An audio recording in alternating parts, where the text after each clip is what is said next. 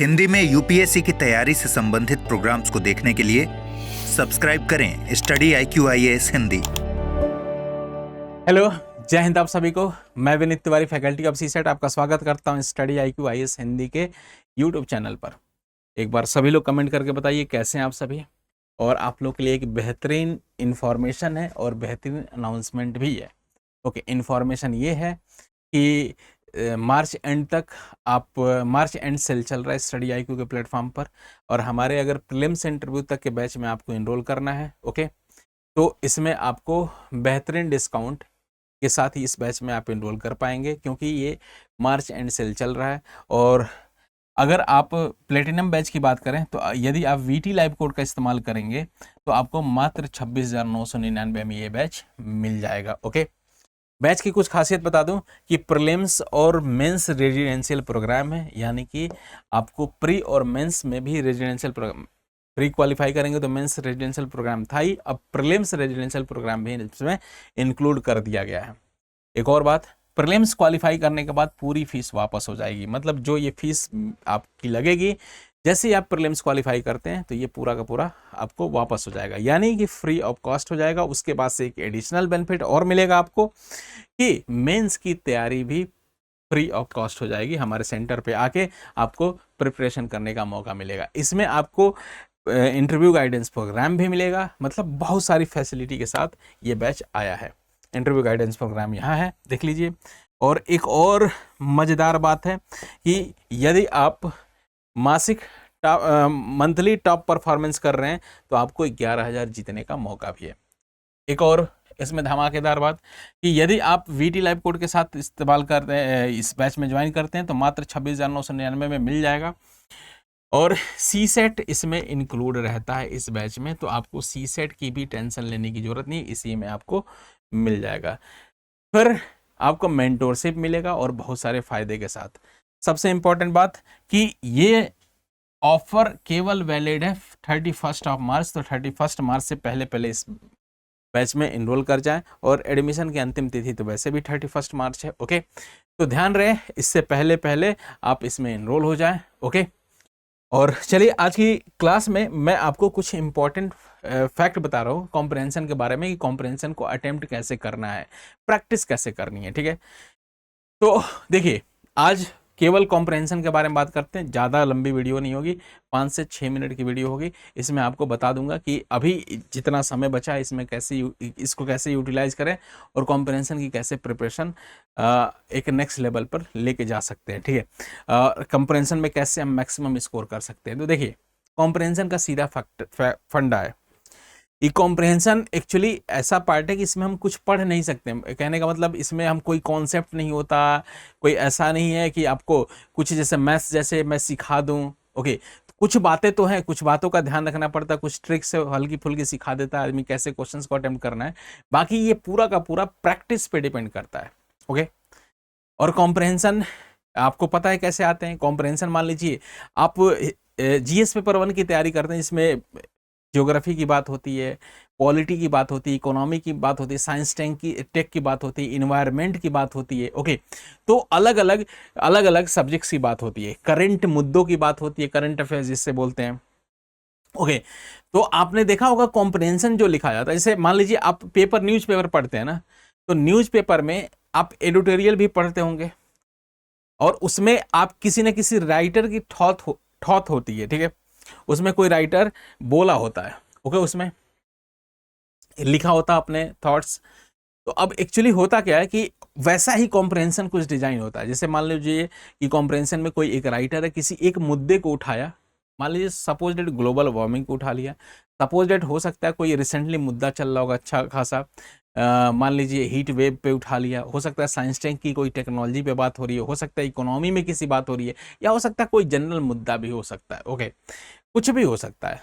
Okay, अब उस पे कुछ आपके थॉट्स लिखे जाते हैं राइटर द्वारा।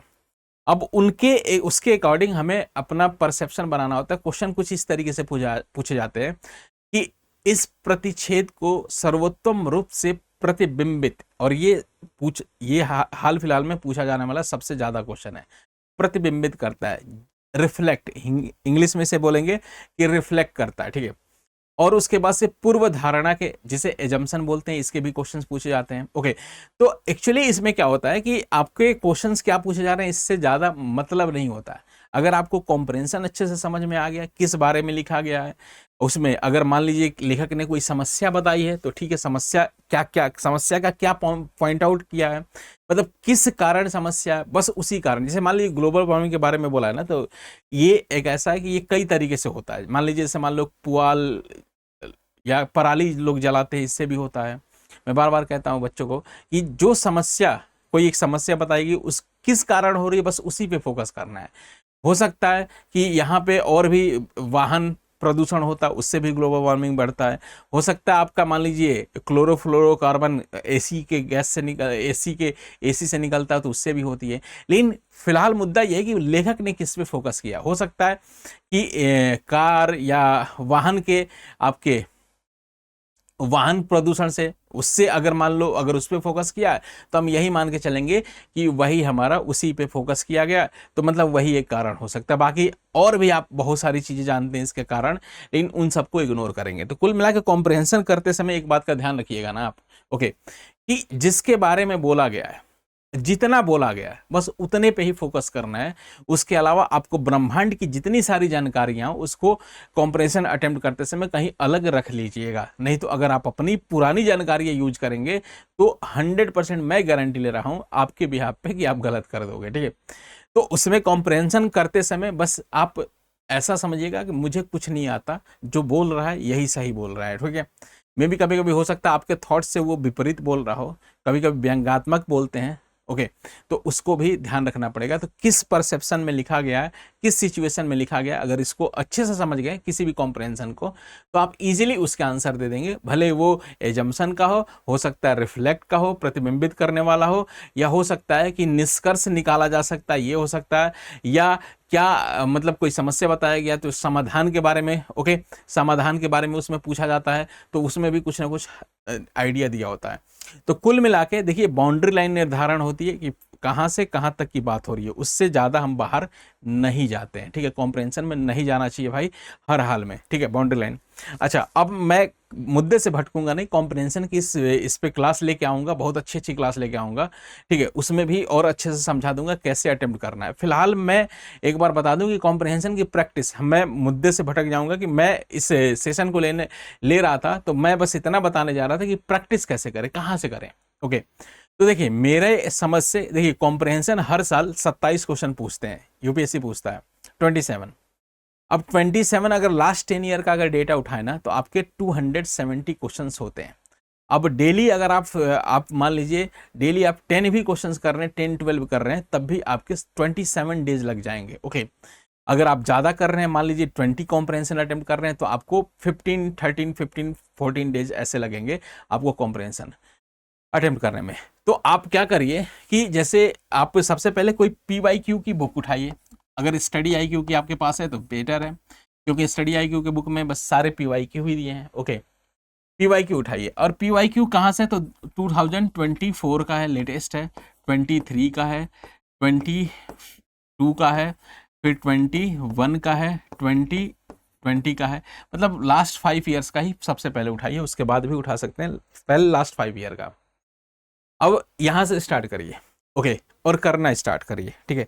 हालांकि अटेम्प्ट मैं करना यहाँ भी नहीं सिखा रहा हूँ, मैं बस बता रहा हूँ कहाँ से प्रैक्टिस करें, कैसे करें, ओके। किन बातों का ध्यान रखें, जब मैं कॉम्प्रहेंशन की क्लास लूंगा तो उसमें समझा दूंगा बहुत अच्छे से। बहुत जल्दी ही इसी वीक आप मतलब नेक्स्ट वीक आपके कॉम्प्रहेंशन की क्लास लगने वाली है, ओके। और उसमें मैं आपको बहुत सारे क्वेश्चन प्रैक्टिस भी कराऊंगा, मजेदार, ओके। तो 24 के क्वेश्चंस उठाए। देखिए कैसे करना है कि सबसे पहले आप अपने इंटरेस्टिंग एरिया वाले कॉम्प्रहेंशन को हिट करिए। जैसे 24 में आपके 27 थे, 27 कॉम्प्रहेंशन थे, तो 27 में सबसे पहले सीक्वेंस में मत करिए, मतलब देखिए जो कौन इंटरेस्टिंग लग रहा है। इंटरेस्टिंग कैसे हम डिसाइड करते हैं, सपोज डेट पॉलिटी आपको अच्छे समझ में आए, पॉलिटी के कुछ पॉइंट पे दे दिया, ये जनरल कोई बात कही गई है, जो होता है ना कभी कभी व्यंग्यात्मक होता है, तो जनरल कोई बात कही जाती है। या छोटे छोटे कॉम्प्रहेंशन पिक कर सकते हैं पहले की, मतलब मान लीजिए 5-6 लाइन में खत्म हो रहा है, छोटा कॉम्प्रहेंशन है, पढ़ने में अच्छा लग रहा है, तो उनको पहले करिए। उससे क्या होता है, कॉन्फिडेंस आता है। और कॉम्प्रहेंशन अटेम्प्ट करना है ना, तो सबसे पहले आपको समझना पड़ेगा कि किस सिनेरियो में लिखा गया, क्या सोच के लिख रहा है, और लेखक 2-3 बातों का ध्यान रखना। लेखक अगर कोई मुद्दा उठा रहा है ना, तो मुद्दा उठाता है तो उसमें शुरुआत में तो मुद्दे की बात करता है, कुछ उसमें फैक्ट हल्का फुल्का मतलब कुछ मजाक वजाक वाली बात कर लेता है कि इससे ये हो रहा है वो हो रहा है, ऐसे कुछ कर लेता है, अक्सर देखा जाता है कॉम्प्रहेंशन में। बीच में वो कुछ रीजन दे देता है, मतलब रीजन देता है मतलब क्यों, मतलब साइंटिफिक, क्योंकि एक्चुअली यूपीएससी है ना, कोई भी फैक्ट की बात होती है तो बीच की 2-4 लाइनों में वो फैक्ट की बात करता है। मे भी कभी कभी लास्ट में वो समस्या कोई होती है ना, तो उसका कुछ समाधान का सुझाव दे देता है।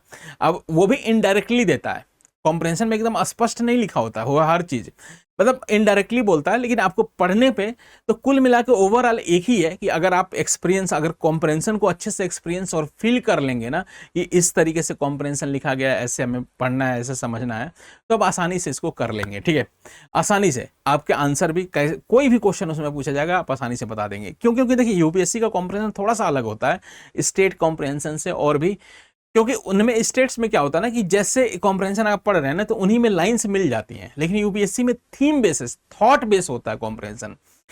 अगर आप कॉम्प्रहेंशन को समझ नहीं पा रहे किस सिनेरियो में लिखा गया, क्योंकि 4 ऑप्शन दिए जाएंगे ना, चारों में से आपको मैं बता रहा हूं कि आपको कभी कभी लगता है ना 2 या 3 ऑप्शन में लगता है कि ये हो जाएगा, ये हो जाएगा, ये भी हो सकता है, ये भी हो सकता है, लेकिन जनरली क्या, बाउंड्री लाइन मतलब जितनी बातें बोला उस पर फोकस रहिए कि यही बात बोला है, जो नहीं बोला है उसको हटा देंगे। तो कॉम्प्रहेंशन करते समय एक और बात का ध्यान रखिएगा कि उसको कैसे हम मतलब एलिमिनेट करें, ऑप्शन एलिमिनेट करेंगे, कौन सा नहीं हो सकता इस पे भी काम करेंगे, तो आप बहुत सक्सेस, आपका सक्सेस रेट उसमें अच्छा रहेगा। तो कुल मिला के आपको क्या करना है कि जैसे एक साल का उठाया उसके कुछ छोटे छोटे शुरुआत अगर कर रहे हैं, तो अगर आप ऑलरेडी कर चुके हैं और कर रहे हैं तो अच्छी बात है, और पिछले इनको छोड़ पिछले कुछ सालों का उठाइए कॉम्प्रहेंशन और उनको करिए। बच्चे पूछते हैं सर किसी बुक का कर लें क्या, कोई और कर लें? नहीं मेरे भाई, यूपीएससी का कॉम्प्रहेंशन पूछने का स्टाइल ही अलग होता है, और पीवाईक्यू ही मोर देन सफिशिएंट है। बस प्रीवियस ईयर के ही कॉम्प्रहेंशन करिए, उसके अलावा कुछ नहीं। क्योंकि अगर मान लीजिए मेरे से ही कोई कहेगा कि मैं कॉम्प्रहेंशन बनाइए, तो मैं ऐसा करूंगा कि मैं अपने कंफर्ट के लैंग्वेज में बना दूंगा। दूसरी बात, ऐसा भी हो सकता है कि मैं हिंदी भाषी हूं तो हिंदी में अच्छे तरीके से लिखूंगा, लेकिन कॉम्प्रहेंशन जो यूपीएससी का आता है ना, तो कभी कभी अक्सर ऐसा दिखता है कि कॉम्प्रहेंशन लगता है कि गूगल ट्रांसलेट किया गया है। कुछ शब्द ऐसे होते हैं इतना टफ टाइप, मतलब ऐसे लिखते हैं, मतलब कहता है क्यों नहीं इसमें साधारण कुछ अलग शब्द यूज कर लिया। तो कुल मिला के मैं भी कभी कभी लगता है ना कि गूगल ट्रांसलेट किया गया है, या ट्रांसलेटर पता नहीं क्या सोच के ट्रांसलेट इस तरीके से कर लिया, कभी कभी भाषा नहीं समझ में आती है, ऐसा भी होता है। ओके, तो उसकी आदत आपको होनी चाहिए, और उसकी आदत आपको प्रीवियस ईयर पढ़ने के बाद ही होगा। ओके, और कभी कभी ऐसा होता है कि कोई एक शब्द पे अटक गए कि ये शब्द क्या होगा, तो मीनिंग से कोई मतलब नहीं, अगर फील आ रहा है ना, भावना, जैसे मान लीजिए कोई समस्या बोल रहा है या कोई बीमारी के बारे में बोल रहा है, और कोई एक बड़ी बीमारी बोल दिया, वो बीमारी के बारे में आप जानते नहीं है, या बैक्टीरिया कोई बोला, बैक्टीरिया के बारे में जानते नहीं, तो इग्नोर करिए। बीमारी क्या होती है? बीमारी नुकसान करती है, बीमारी होती है, बुखार हो, खांसी हो, सर्दी हो, जुकाम हो, कुछ भी बीमारी है। ओके, कोई बैक्टीरिया हो गया, अगर नेगेटिव थॉट्स में बोला गया तो मतलब कोई बैक्टीरिया नुकसानदेह वाली होगी, कोई भी होगा। ओके, तो उस पर ज्यादा आपको फोकस नहीं करना है कि इसका मतलब क्या होता है, ये समझेंगे तब कॉम्प्रहेंशन करेंगे, नहीं। अगर आपको फील समझ में आ रहा है किस तरीके से लिखा गया है, नेगेटिव पॉइंट्स लिखे गए हैं, पॉजिटिव कुछ पॉइंट्स लिखे गए हैं, कभी कभी नेगेटिव पॉजिटिव पॉइंट्स होता है, थोड़ा सा अच्छे से पढ़ेंगे। और कॉम्प्रहेंशन को 1 से 2 बार पढ़िए अच्छे से। पहले शुरुआत, मैं तो कहता हूं हमेशा 1 बार ही पढ़िए, लेकिन शुरू में आपके लिए 2-3 बार पढ़ सकते हैं, लेकिन बड़ा अच्छे से पढ़िए, आराम से पढ़िए। आराम से पढ़ेंगे तो आंसर देंगे। तो क्या होगा कि अब क्या करिए, तो प्रीवियस ईयर के डेटा उठाइए और प्रीवियस ईयर के कॉम्प्रहेंशन छोटे से स्टार्ट करिए और पूरा करते जाइए। और देखिए, एक और इसका सबसे बेस्ट तरीका मैं बताता हूं क्या है, कि मोबाइल में डेली मॉर्निंग में आप 10 कॉम्प्रहेंशन का पिक्चर ले लीजिए। कॉम्प्रहेंशन लिया, उसके क्वेश्चंस के, और उसके बाद से, और किसी भी बुक में लेंगे जो एथेंटिक बुक, स्टडी आईक्यू की अगर आपके पास है तो स्टडी आईक्यू का उठाइए, और स्टडी आईक्यू के बुक में पीछे एक्सप्लेनेशन दिए होंगे, किसी भी कॉम्प्रहेंशन का आंसर दिया होता है एक्सप्लेनेशन, तो आप अपने हिसाब से उसका आंसर एज्यूम करिए कि ये हो सकता है, मैंने ये सोच के मैंने दिया। ओके, बहुत लोग कहते हैं सर पेन पेपर ये सब सब पेंसिल उनसिल लेके बैठी, कोई नहीं, आप शुरू में आदत ऐसे डालेंगे ना, बस बिना पेन मोबाइल से देखेंगे ना, तो उससे कंसंट्रेशन भी बनती है, एक बार पढ़ने की आदत भी बनी रहती है, पेन पेपर में करते रह जाओगे लाइन। तो मैं तो इसके खिलाफ हूँ, सख्त खिलाफ हूँ कि pen paper line by line कर रहे हो। हालांकि मैं भी बोर्ड पे पढ़ाता हूँ तो मुझे करना पड़ता है, मार्क कर देता हूँ। अगर आप बैठे हैं कंफर्ट जोन में बैठ के अगर कर रहे हैं तो पेन पेपर का यूज करिए, नहीं तो कोशिश करिए कि मोबाइल से करें। और देखिए, पढ़ेंगे कॉम्प्रहेंशन तो थोड़ा सा आपका, अगर आपको पता है कि पेन कॉपी नहीं है, पेन नहीं है, मार्क नहीं कर सकते, तो माइंड आपका इस तरीके से भी आपका अलर्ट रहेगा कि भाई मेरे पास ऐसा टिक वॉक करने का कुछ नहीं है, तो मुझे कंसंट्रेशन बना के पढ़ना है, ठीक है। आपका माइंड वैसे रहेगा, ओके, यूज टू होता रहेगा। धीरे धीरे धीरे धीरे कैसा आएगा कि आप एक बार में पढ़ के समझने लगेंगे, ठीक है। तो एक बार पढ़ेंगे, कोई आंसर अपने हिसाब से सेलेक्ट करिए कि ये सही हो गया, ठीक है। सबसे पहले एलिमिनेशन पे फोकस करिएगा कि क्या नहीं हो सकता, कौन सा पार्ट कॉम्प्रहेंशन में नहीं दिया गया है, इसके बारे में जिक्र ही नहीं किया गया, उसको हटा देंगे। फिर उसके बाद से हम करेंगे। कुछ इसमें हार्ड वर्ड भी होते हैं, वो मैं जब पढ़ाऊंगा तो बताऊंगा आपको, ठीक है, कैसे अटेम्प्ट करना है। अभी फिलहाल यही क्या क्या अटेम्प्ट करना है, कैसे अटेम्प्ट करना है, ये मैं बता, कैसे क्या मतलब कहाँ से अटेम्प्ट करना है, ये मैं आज की क्लास में फोकस कर रहा हूँ।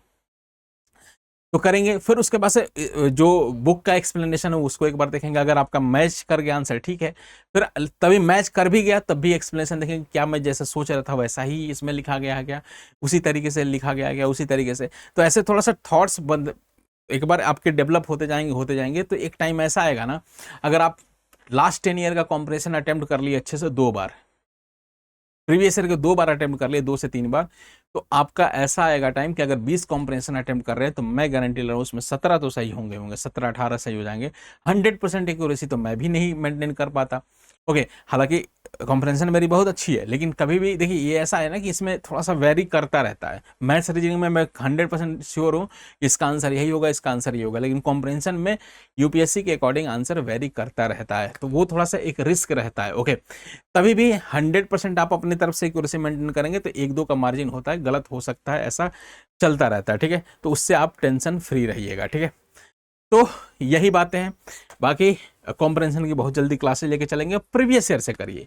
इसके अलावा कोई बुक नहीं, कोई ऐसा नहीं कि कोई किसी पर्टिकुलर टेस्ट सीरीज का या ऐसा टेस्ट सीरीज में आया तो कर लीजिए, नहीं तो previous year more than sufficient. इसको 3 बार करिए, 3 बार, 2 बार 3 बार करेंगे तो यूज्ड हो जाएंगे, एक तो यूपीएससी की भाषा से, और एक और बात आपकी स्किल डेवलप हो जाएगी। कॉम्प्रिहेंशन अगर करेंगे तो आपको जब आंसर राइटिंग ऐसे लिखना होता है उसमें बहुत ज़्यादा मदद मिलेगी, बहुत सारे थॉट्स मिलेंगे, विचार मिलते हैं, और कंटेंट भी बहुत सारा मिलता है, ओके। तो बहुत ज़रूरी होता है कॉम्प्रिहेंशन करना, ओके। और कोशिश करिए कि ज़्यादा से ज़्यादा रोज़ 12-15 क्वेश्चन कम से कम, अगर आपके पास टाइम नहीं है तभी भी 12-15 कॉम्प्रिहेंशन रोज अटेम्प्ट करें। अगर समय नहीं है तो आप मोबाइल में पिक्चर क्लिक कर सकते हैं, कहीं घूम रहे हैं, टहल रहे हैं, तब देख के अटेम्प्ट कर रहे हैं, मतलब ऐसे सोच के, नहीं तो आराम से बैठ के स्टडी टेबल पे भी कर सकते हैं। अब समय कम है, अब उस हिसाब से स्ट्रेटेजी बनानी पड़ेगी। कम से कम आपको कॉम्प्रिहेंशन में अगर हिंदी माध्यम के, तो मैं कहता हूँ कि हिंदी माध्यम के तो कम से कम आपको 10 से 15 क्वेश्चन, 15 क्वेश्चन तो सही करने चाहिए आपको, 10 से 15 क्वेश्चन। तो इससे ये होता है कि थोड़ा सा क्वालिफाई करने में आपको आसानी होती है। फिर मैथ्स के 10-12 क्वेश्चन कर लेंगे, रीजनिंग के 10-12 क्वेश्चन कर लेंगे, तो ऐसे ही क्वालिफिकेशन होती है। 12-13 सबके कर लेंगे, 13-14 किसी में 15 भी कर लिए, मान लीजिए मैथ ईजी आ गया तो मैथ के 15 भी कर लिए, रीजनिंग के 10 से ऊपर कर लिए, 12-13 कर लिए, कॉम्प्रिहेंशन 13-14 कर लिए, तो ऐसे ही 40+ क्वेश्चन आपके हो जाएंगे। और आराम से उसमें मान लो 2-4 गलत हो गए, 5-8 भी गलत हो गए, तो आप आराम से क्वालिफाई कर जाओ, ठीक है। तो इस तरीके से बाकी और आगे की क्लास में ऐसे ही स्ट्रेटेजी वीडियो में लाता रहूँगा। अभी एक CSAT के बारे में और लाऊंगा वीडियो, उसको भी देखिएगा, ठीक है। चलिए, और सबसे इंपॉर्टेंट बात फिर से मैं बता दूं कि ये हमारा कि संपूर्ण बैच, ये अगर आप ज्वाइन करना चाहते हैं तो मार्च एंड सेल चल रहा है मेरे भाई, और 31 मार्च तक आप इसमें इनरोल कर लीजिए, तब आपको मैक्सिमम डिस्काउंट मिलेगा। प्लेटिनम बैच की बात करेंगे, इसमें 3 तरीके के बैच आते हैं, गोल्ड, प्लेटिनम एंड सिल्वर, ठीक है। प्लेटिनम में ये सारी सुविधाएं मिलती है आपको कि VT लाइव कोड का इस्तेमाल करेंगे तो मात्र 26,999 मिल जाएगा। ये स्टडी IQ पे के प्लेटफॉर्म पे कोई भी बैच ज्वाइन करना चाहते हैं ना, तो VT लाइव कोड का इस्तेमाल करिए, मैक्सिमम डिस्काउंट मिलेगा। अगर इसमें करना है तो करिए। तो ओनली CSAT का भी बैच है, उसमें भी डिस्काउंट चल रहा है, तो ओनली CSAT के बैच में इस कोड के साथ कर सकते हैं, ओके। मैं अपना ईमेल ID बता देता हूँ, और email ID Vineet VINEET vineet.tiwari@studyIQ.com, ठीक है। और मेरा टेलीग्राम चैनल है विनीत VINEET विनीत तिवारी मैथ्स, से भी जुड़ जाइए आप लोग, ठीक है।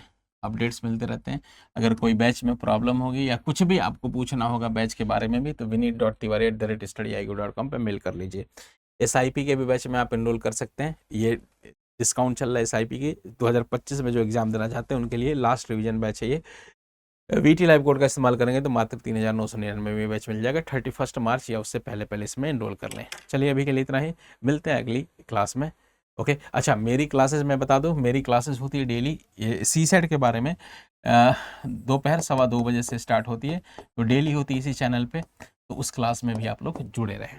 हिंदी में UPSC की तैयारी से संबंधित प्रोग्राम्स को देखने के लिए सब्सक्राइब करें स्टडी IQ IAS हिंदी।